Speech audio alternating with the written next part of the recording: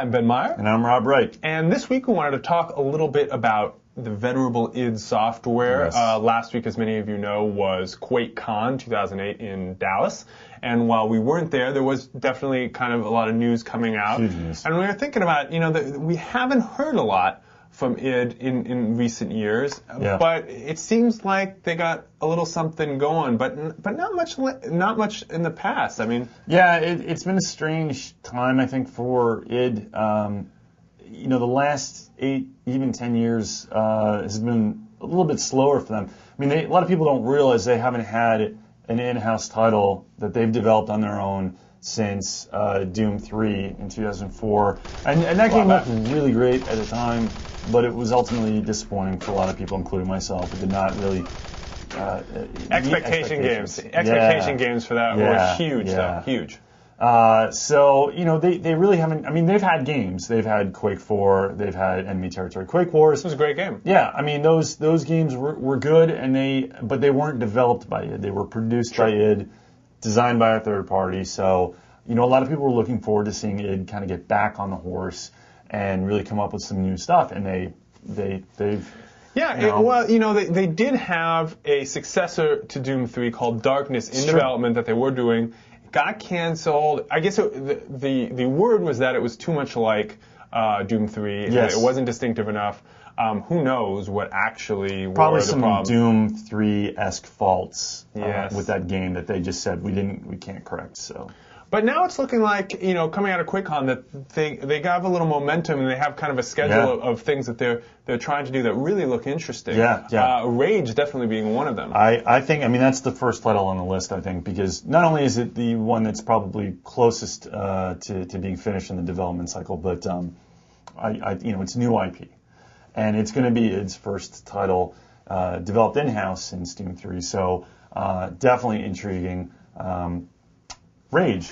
It's a new IP, post-apocalyptic science fiction action game that blends first-person shooter with vehicle driving racing gameplay. Are they in the desert? They actually, it does look like they're in the desert. Is Tina Turner's not in it, but they may have a little guy with like a boomerang running around. A lot of mullets? Maybe some mullets. I hope they bring the mullets. Yeah, some mohawks. A little Mad Max, a little Road Warrior, but the trailers look really good. Yeah, it definitely looks Road Warrior-esque, but I don't think that there's been a game that's quite done that well.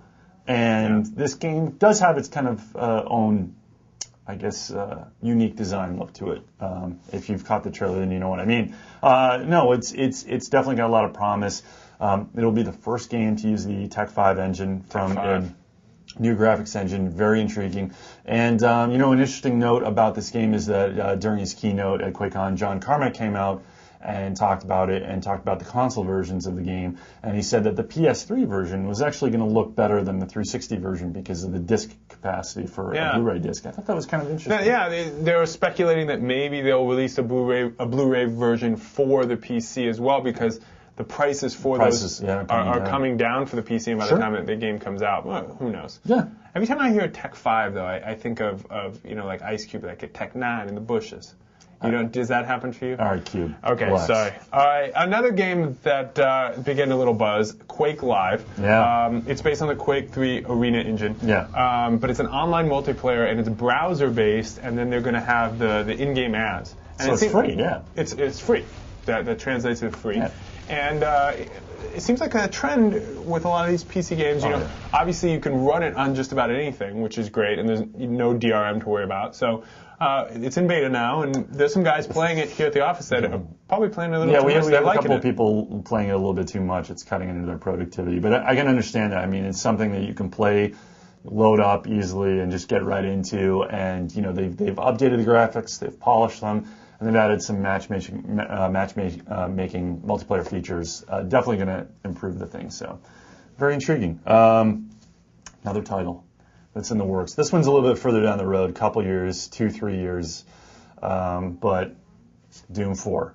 Now, they don't even really, they just started work on this. We had a chance, our young protege who attended QuakeCon this year, Devin Connors. Bit of a fanboy. But he interviewed John Carmack, and I'm probably... He did a good job. He did a good job. Bit of fanboy. But he interviewed Carmack and he was asking me about that. And apparently the title is, I mean, we just heard about this and it's really early in development. And they aren't even sure if it's going to be called Doom 4. It's going to be colon, like a really long, annoying name. It'll probably be, Doom, Burn in Hell or something like that, But they're not sure what it's going to be called, what the story's going to be, but it's definitely in the works. They just started, that project, so it'll be kind of the tail end of this, I guess, current console generation cycle. So okay. A couple years down the road. So it's a long ways away. Yeah. One that's a little closer, probably coming this year.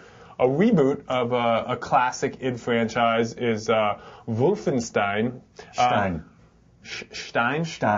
I really just say Wolfenstein. So it's fine. I keep it English Wolfenstein. At any rate, it's not actually developed by this one. This is a third party. They are producing it. It's producing it, but I don't know. It's on the Tech 4 engine. It's not on the new engine. So it's not. Yeah.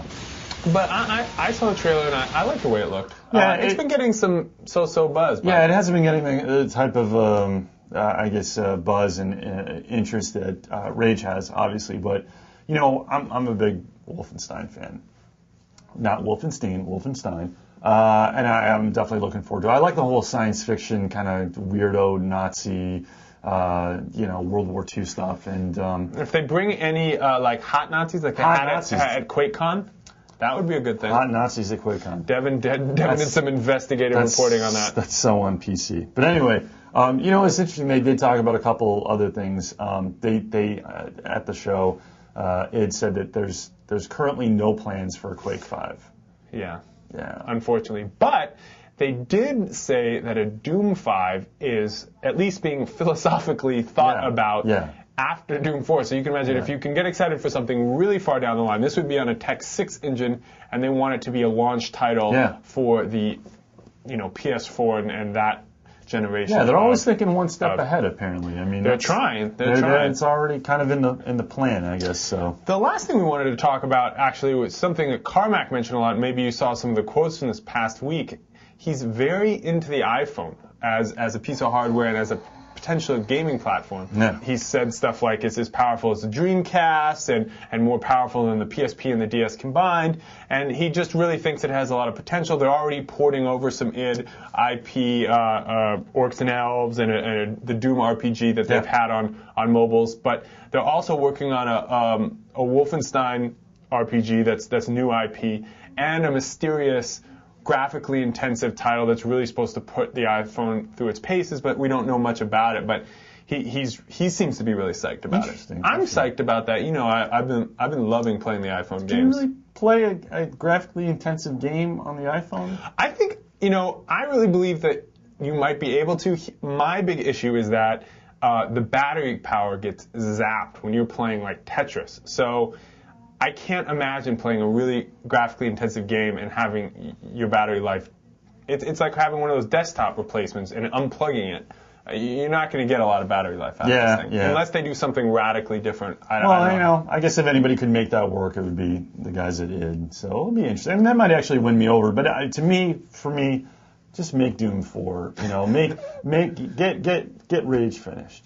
Make Doom 4, then you can do the iPhone games. I mean, Carmack might even be a bigger iPhone fanboy than you are, which is probably something. He was really into it. Oh no, just make Doom 4, Rage, and then you can go do the mobile thing. That's just me. It seems fair enough. Yeah. You're looking like a id development, sounding like an id development executive with your tie. I don't. Well, maybe. But that's all the time we have for this week. I'm Ben Meyer. And I'm Rob Wright. And we'll see you next time.